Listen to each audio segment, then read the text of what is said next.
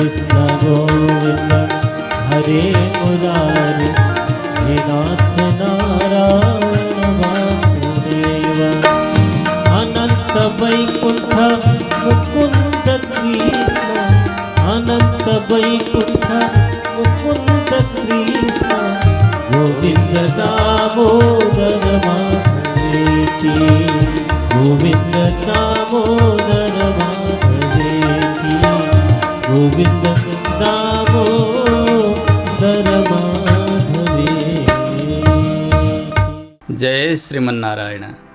कृष्णाय वासुदेवाय हरये परमात्मने प्रणतक्लेशनाशाय गोविन्दाय नमो नमः।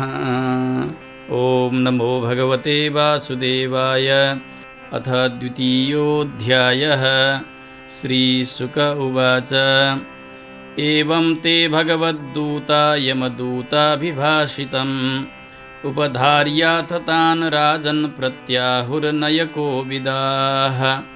विष्णुदूता ऊचुः अहो कष्टं धर्मदृशाम् अधर्मः स्पृशते सभां यत्रा दण्डेष्वपापेषु दण्डो यैर्ध्रियते वृथा।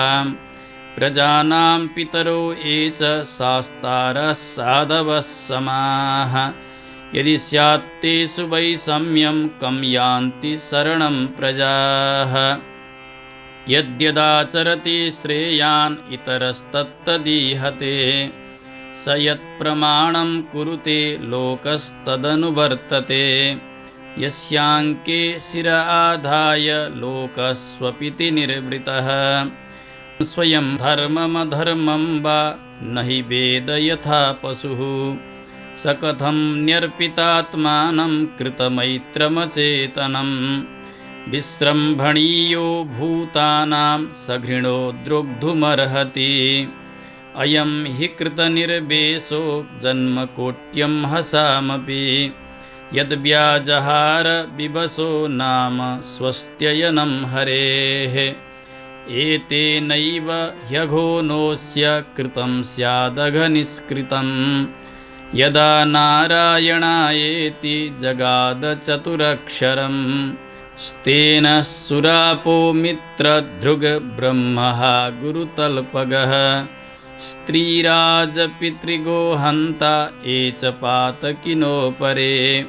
सर्वेषामप्यघवताम् इदमेव सुनिष्कृतं नामव्याहरणं विष्णोर्यतस्तद्विषया मतिः। न निष्कृतैरुदितैर्ब्रह्मवादिभिस्तथा विशुध्यत्यगवान् व्रतादिभिः।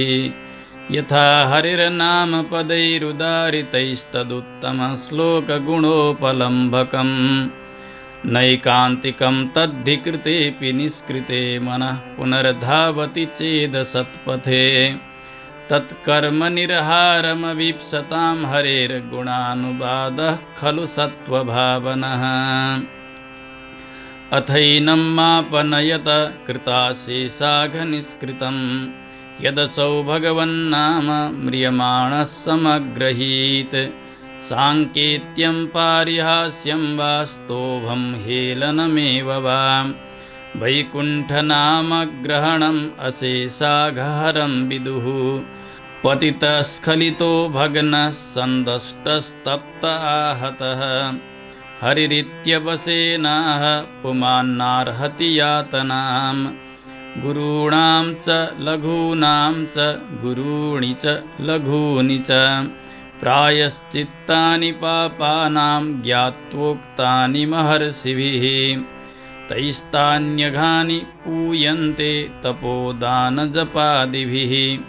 नाधर्मजं तद्धृदयं तदपि साङ्घ्रिसेवया। अज्ञानात् अथवा ज्ञानात् उत्तमश्लोकनामयत् संकीर्तितम् अघं पुंसो दहेदेधो यथा नलः।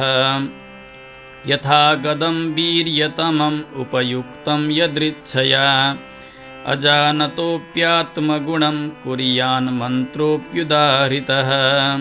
श्रीशुक उवाच त एवं सुविनिर्णीय धर्मं भागवतं नृप तं याम्यपाशान्निर्मुच्य विप्रं मृत्योरमुमुचन् इति प्रत्युदिता याम्या दूता यात्वा यमान्तिके यमराज्ञे यथा सर्वम् आचचक्षुररिन्दमा द्विजः पाशाद् विनिर्मुक्तो गतभिः प्रकृतिं गतः बबन्दे शिरसा विष्णोः किङ्करान् दर्शनोत्सवः तं विवक्षुमभिप्रेत्य महापुरुषकिङ्कराः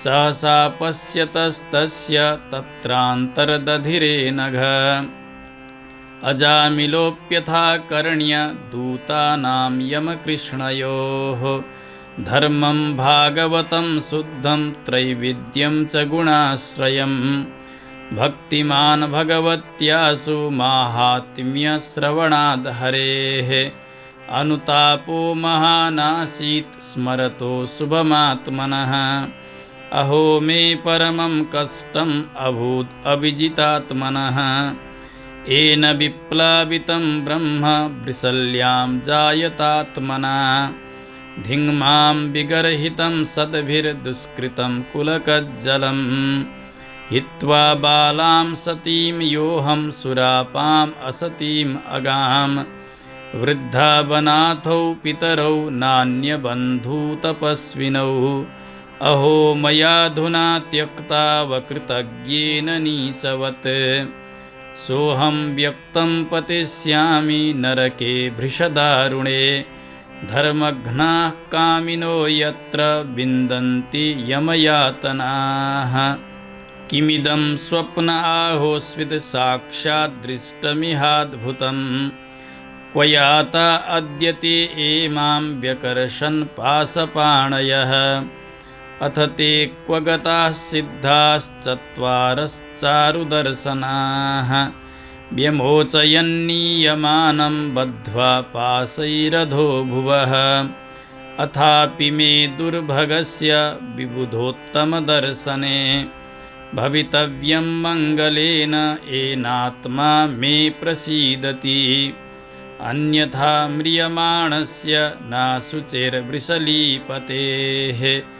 वैकुण्ठनामग्रहणं जिह्वा वक्तुमिहार्हति क्व चाहं कितवः पापो ब्रह्मघ्नो निरपत्रपः क्व च नारायणेत्येतद् भगवन्नाम मङ्गलम् सोऽहं तथा यतिष्यामि यतचित्तेन्द्रियानिलः यथा न भूय आत्मानम् अन्धे तमसि मज्जये विमुच्यतमिमं बन्धम् अविद्याकामकर्मजम् सर्वभूतसुहृच्छान्तो मैत्रः करुण आत्मवान् मोचये ग्रस्तमात्मानं योऽसिन्मय्यात्ममायया विक्रीडितो ययैवाहं क्रीडामृग इवाधमः ममाहमिति देहादौ हित्वा मिथ्यार्थधीर्मतिं धास्ये मनो भगवति